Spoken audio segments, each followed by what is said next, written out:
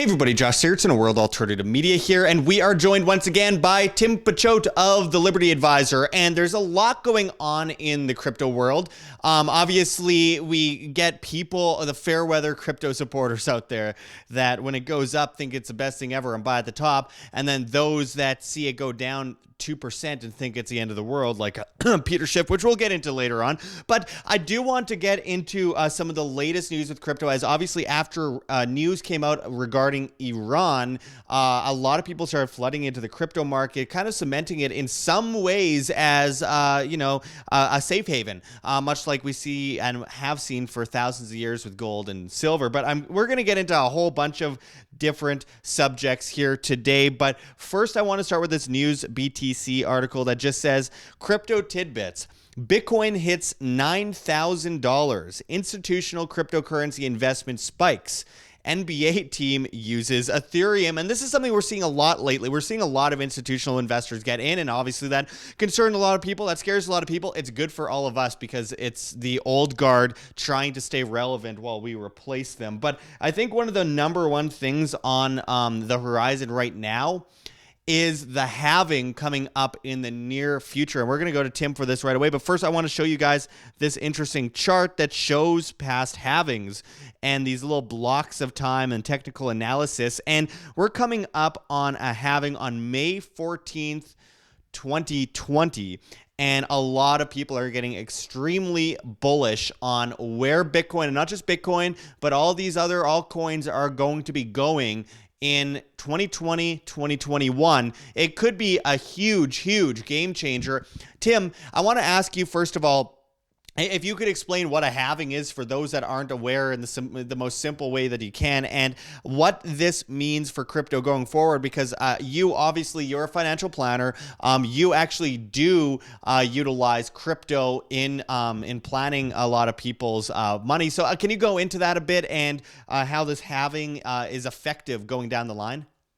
Yep, sure, Josh. So what the halving refers to is right now the Bitcoin miners so basically every 10 minutes there's essentially a lottery to win a Bitcoin. So you have, or to win the next, to validate all the transactions. So when you win that transaction, you get all the transaction fees inside of there, which can be hundreds of thousands of dollars, or I'm sure when it was back at $50 a transaction, it could have been even millions. But then you also would win, I believe now it's 12 and a half Bitcoin. Now what's happening at the halving is that instead of winning 12 and a half Bitcoin every time, you'd win 6.25, meaning that the model is getting much more scarce. And back in the day, I forgot where it started off at, but you'd win 100 Bitcoin. I'm not sure the exact amount where it started off at, but anyways, it's getting exponentially harder to win one of these Bitcoins, not only because you're not getting as many every time, but also because of the resources going into there is dramatically exploding. That's what they refer to as the hashing rate. And if you take a look at what the hashing rate is on Bitcoin, it's actually, I believe was recently at an all-time high, even though the price was not at an all-time high. And so as you have people securing the network, that makes the network, more and more people are trying to validate transactions, it makes the network more secure, because we hear all the time that Bitcoin was hacked, but it's never Bitcoin itself that was hacked. It was, you can have a wallet that's hacked, you can have different, the exchange that you're on, that can get hacked. You can do stupid things, just like you do stupid things with your own credit card. You can go, dangle out your credit card and give it to some gypsies if you want. You can go, leave your bank password down, and post on the subway if you want. There's all sorts of stupid things people can do. And but when it comes to Bitcoin being hacked, in order to take over the network, you'd have to have 51% of the hashing power, which is basically like saying you'd have to on your own, become the size of Google. And then what people always say is, oh, a government they have infinite resources, they can come up, and then what they'll do is they'll go and use all these resources and then take it over, and Bitcoin will be destroyed. However, since there's tons of these records and nodes that are out there validating the network, and they know what the transaction history is, all somebody could do in that situation is they could basically cut off the bad actor and just start up the chain from where it was the time before. And so it's really one of the most ingenious things that have ever been created. But the halving is leading to a scarcity. And before I ramble on, lose more people, it's going to be a lot harder to get new I guess, virgin Bitcoins into the ecosystem. Right. So I think this is a really important point, especially considering that the original idea or the blueprint for cryptocurrency, for Bitcoin, I should say, other than solving the double spend problem, was the idea of being able to, save people from future recession. Of course, it was built on the heels of the previous recession. I think we're still in that recession, but nonetheless papered over. All the same, it was built for a time like we see today, where there's a lot of uncertainty. You know, we're seeing all-time highs, all this kind of stuff, and people are cheering it on and lots of speculation. But the fact of the matter is, we've seen this before in history, and a lot of people, including institutional investors, are getting more and more ready, preparing themselves for a major collapse in the near future, probably the biggest that we've ever seen. And it comes at a perfect time when you have cryptocurrency. You know, you mentioned the halving and how, the scarcity improves. I mean, that's one of the main things that people have based their money on forever. It might be a new thing. It might be, built under convenience, easy international transactions, easy to send $1 billion for like 40 cents, if not less. But with that said, I mean, that scarcity is really important. Look at gold and silver, especially gold.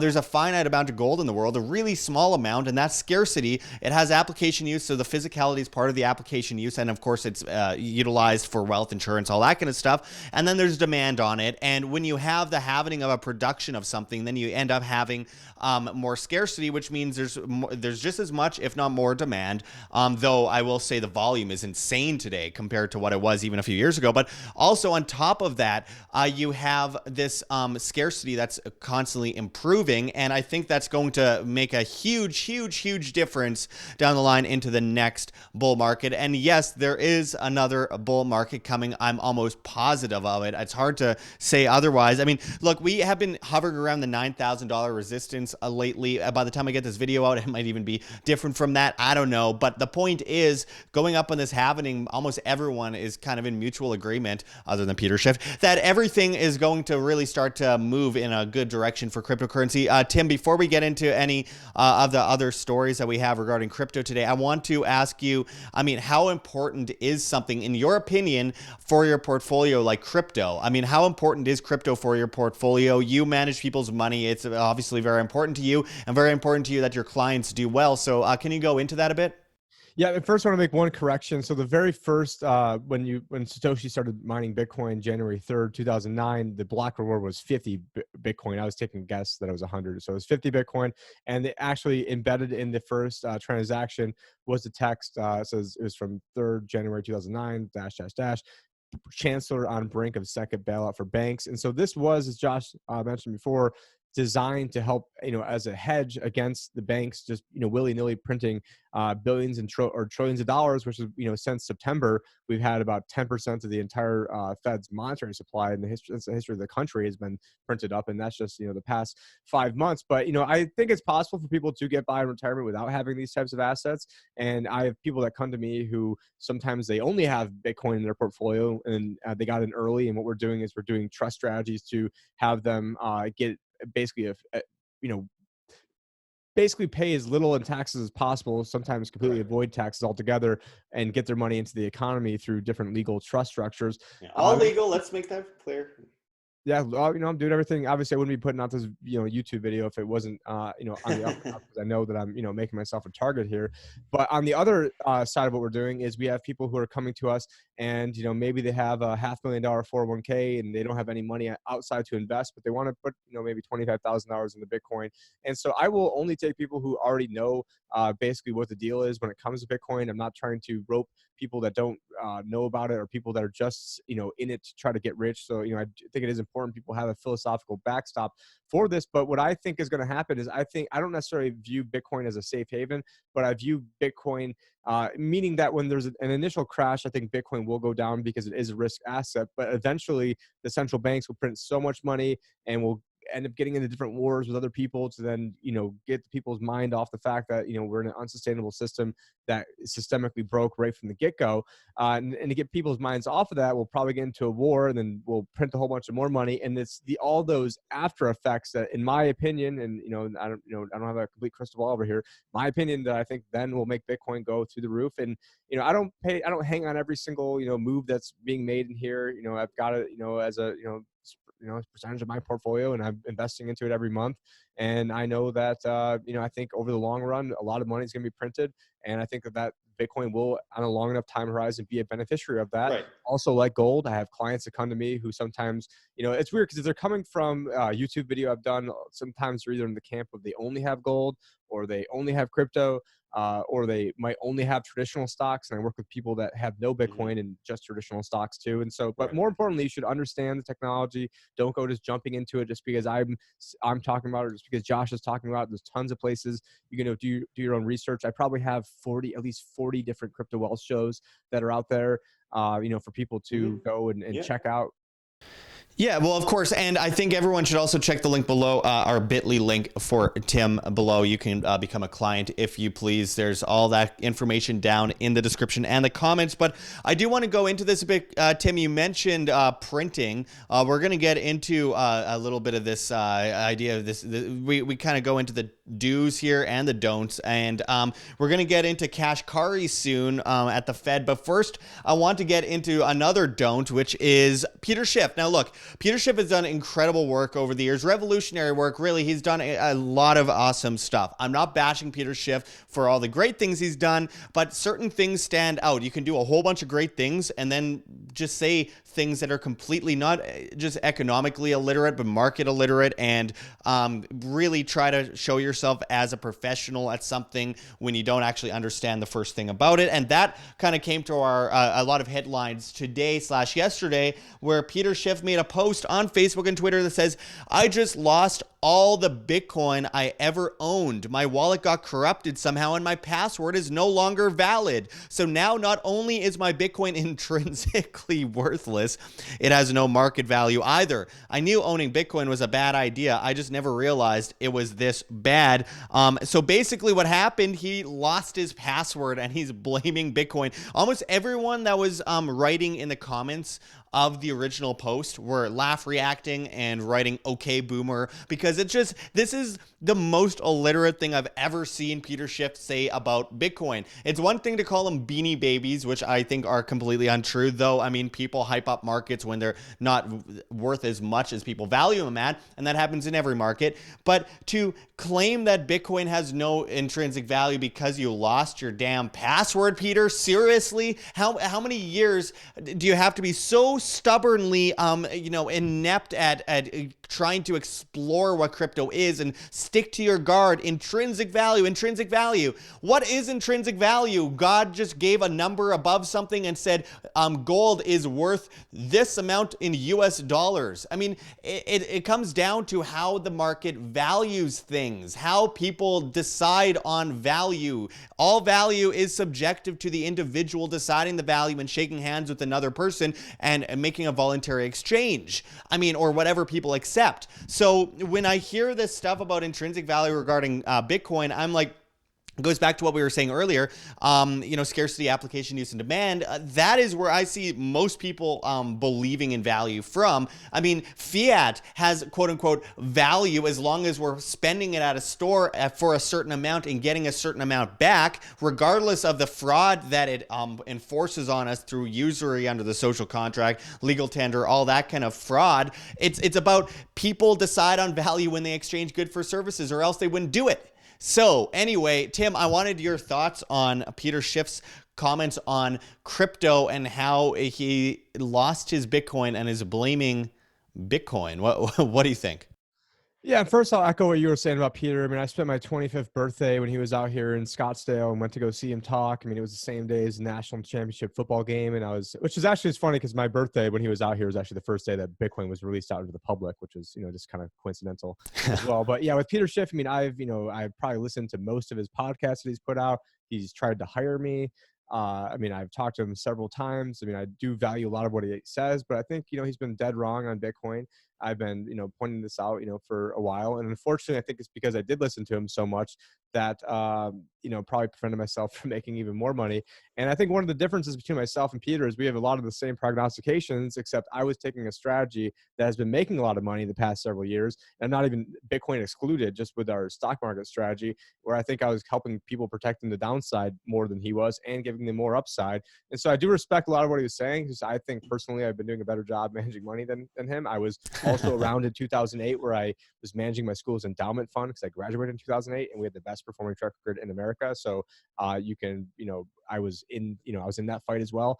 But yeah, so when it comes to Peter Schiff and what he's saying, I know it was actually Eric Voorhees who, is a G amongst all Gs when it comes to, crypto, people who've done a lot for the space. Yeah, and gave him Bitcoin. Yeah, who gave him his first Bitcoin. And I know there's a really good debate from the Peter Schiff radio show that he did with him several years ago. I mean, this is probably like 2014-ish. And with Eric, he should know better. That I can't imagine that he didn't tell him about private keys or he didn't tell him about how all this stuff works. But if Eric did do that, then shame on Eric that he didn't sit him down and tell him about private keys. Now I don't know what type of wallet he had. I don't know all the details, amongst this, but it's not Bitcoin's fault that you either didn't have someone who didn't tell you the right way to set it up to begin with, or once you started getting all these donations coming in, that you didn't figure out a way to secure it better.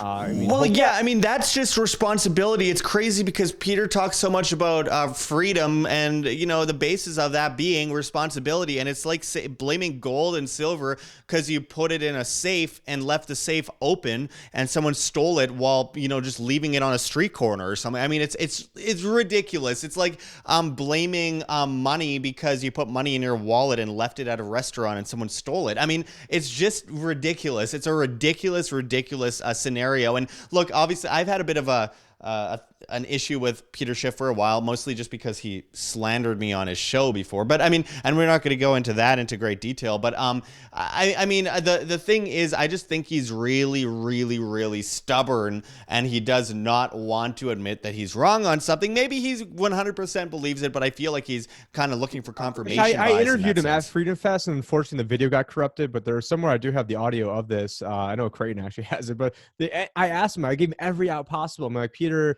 let's say it's 10 years from now, run into each other, and let's say Bitcoin's been at 10x the price of gold for over 10 years straight. I'm like, is there any scenario whatsoever, I'm giving him every out possible to get the noose around his neck that he's as he's digging his hole deeper and deeper and deeper. I'm like, what scenario 10 years from now will you finally admit that you're wrong? He goes, well, price has nothing to do with Bitcoin. So he's like, I don't care if the price was 10 times higher than gold for 10 years straight. Price doesn't matter. I'm like, price has nothing to do with it, yet he talks about the price of gold constantly, and rightly so. But I mean, this is another thing where it's like, if Bitcoin goes up $1, he says it's a bubble. If it goes down $1, he says it's the end of Bitcoin. It's ridiculous.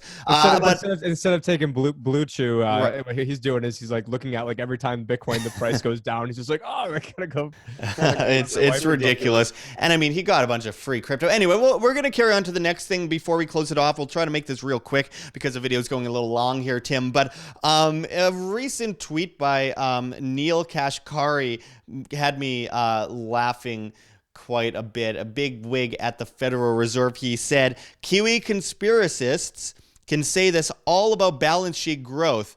This is all about balance sheet growth. Someone explain how swapping one short-term risk-free instrument reserves for another short-term risk-free instrument, T-bills, leads to equity repricing. I don't see it. And I find this kind of funny because he's basically admitting that he doesn't know how the Fed creates money and also how it affects the stock market. Now, we'll go into this more to a greater extent in a future video, but this is basically the death of the old guard that we're watching. We're talking about crypto, this rebirth of something. Look, tyranny comes under the guise of convenience, but so does we can bring freedom under the guise of convenience too. It's not about getting everyone to agree with us. It's about creating great things that people adopt eventually. Well, this system that is slowly being what would you call that? Unadopted? I don't know if that's a word. We are seeing that basically take place, and Neil Kashkari is kind of animating that in a certain way with his tweet, basically admitting he doesn't know how the Fed creates money. Can you quickly break that down real fast there, Tim?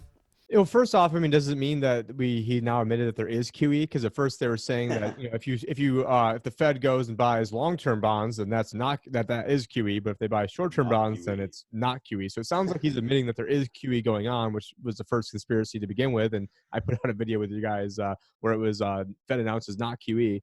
This was like the day that all this shenanigans started. But what it allows them to do is it allows the system to not have to actually get right within themselves. It allows the banks to then over leverage, and then that leverage is then being used in the stock market. So while maybe directly, maybe Neil's quote is correct, but indirectly, this is what's fueling everything. And we're not even going to know what goes on for another 2 years at the Federal Reserve, because what they're doing is they're not letting us know who's actually going to the discount window and borrowing. But if absent, banks doing this, last second held Mary last resort, there'd be, gigantic probably hell to pay. And we've seen, and now John Snyson has covered this, where the banks, instead of doing overnight repos, they started doing 2-week repos. There's tons of those going on. And then now there's 32-day repos. And so this whole system is just starting to implode, and they can't ever have the debt actually ever get paid off, because this whole system is a debt-based monetary system. That's why I've got the King's Ransom behind me, because it's our money of the crown. And then, I'm taking a look at, because earlier you had mentioned the quote by Peter Schiff. Then you started talking about how he was saying that this, it's intrinsic value, And then it reminds me of the Paul Krugman tweet where he's saying, debt is money we owe ourselves. Debt is money we owe ourselves. Debt is money we owe ourselves. Debt is money, ... I'm looking at it right now. And it's just, yeah, it's just sort of craziness. I mean, at least in August, they're admitting that QE is going on, so at least we've got that going for us. It's so crazy. There's never a slow day in news, and you mentioned Paul Krugman's tweets, and that just reminds me of a recent tweet of his that I'm not going to go into great detail with on this show today, but basically, I was actually going to do a joke where I was going to pretend I was Peter Schiff, like, I'm on the phone with my computer service security services, and they're telling me that somehow my Bitcoin password has been compromised. Like, oh man, it's a bad week for both the Keynesians and the Austrian boomers when it comes to Twitter world. Yeah, Paul Krugman said something about QAnon putting disgusting images of children on his computer, then he took down the tweet. Just really crazy stuff. And I do want to note that maybe Peter Schiff lost all of his Bitcoin in a boating accident, and that was one of the most savage ways to declare that ever. But anyway, we got a lot more to go into. Better than a voting accident, though. A voting accident, yeah. Anyway, more dry jokes next time here at Wham. We're going to get going right away, and I really appreciate you joining us today, Tim. Remember, as always, everyone, self-responsibility, individualism, self-sustainability, food, water, shelter, self-defense. You're not gathering things for the toughest guy on the block. And in my opinion, gold, silver, and crypto, again, decentralized, privacy-oriented is best. And as always, it's always just my opinion. It's not investment advice. I want everyone that's watching this video to make sure to press like on this video. It helps us with the algorithm. And right below, Win Moon. Type in Win Moon, and we'll know that you watched all the way to the end, which we really, truly appreciate, everyone. It helps our algorithm, and it shows that you're really interested and in the content that we're bringing you. So we're going to be getting you guys a lot more content right away. It's just been a busy time, and we're trying to string everything together here on a shoestring budget because YouTube is demonetizing, censoring us. Another thing that crypto can answer for and help in the future. But find us on float.app. That's flote.app. Also, check us out below in the comments and the description. We got links for Teespring, GoFundMe, Patreon, Subscribestar, where we do subscriber-only content and all of that fun stuff. Still trying to make it out to Anarchapulco, so I'm going to be giving a talk at the TDV Summit, and where I mean, this is where it's doing a lot of the research, getting the grade A work, and so.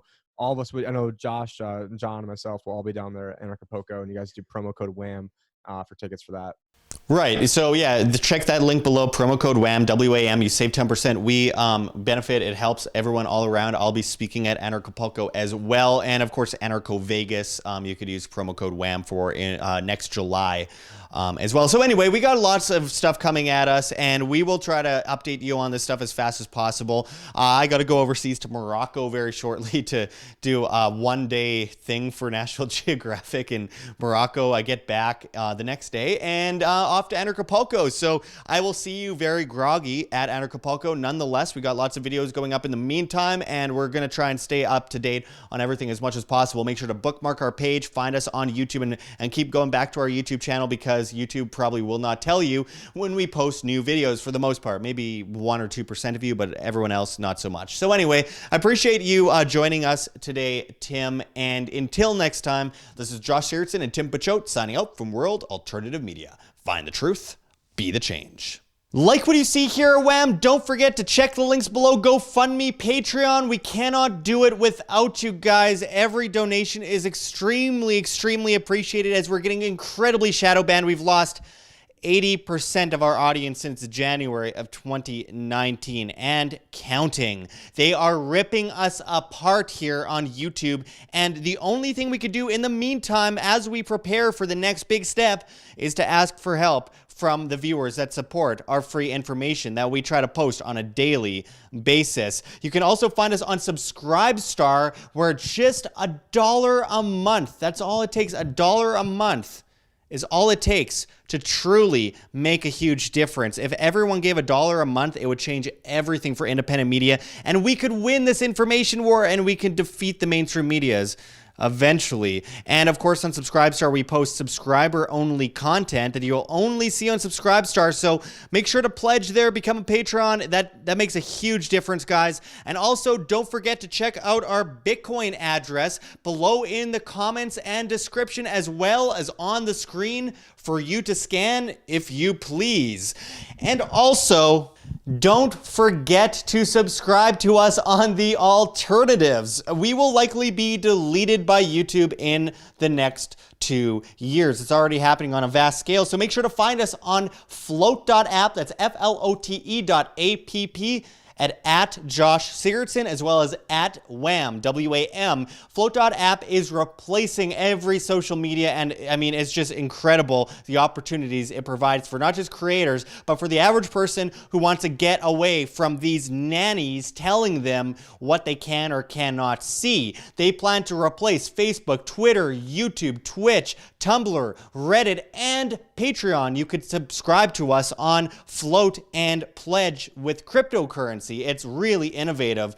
We are also on BitChute at World Alternative Media, as well as so many others, Minds, PocketNet. You can find us at World Alternative Media on Instagram. There's many options. And finally, don't forget to join us at Anarchapulco 2020, the famous event, the best Liberty event known to mankind, other than perhaps Anarcho Vegas 2020. There are 2 major events coming up that we are extremely excited about, and you can use promo code WHAM, that's W-A-M, and save 10% on your tickets to these legendary conferences. There's so many amazing people speaking there. You won't want to miss it. So make sure to support in any way you can, even if it's just sharing our videos, pressing like, pressing to be notified. Anything helps, folks. You are the change you wish to see. Thanks for watching, everyone. And until next time, this is Josh Sigurdson signing out from World Alternative Media. Find the truth, be the change.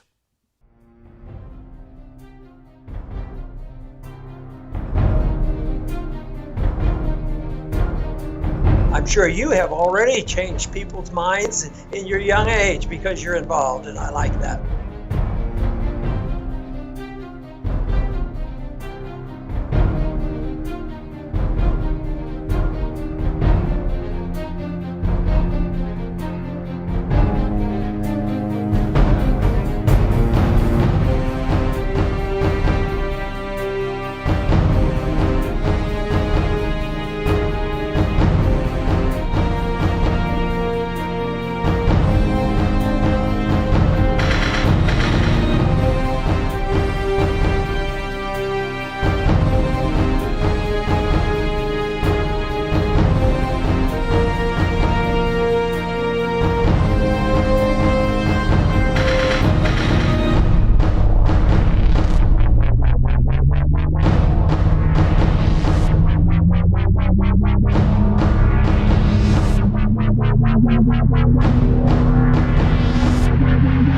Bye.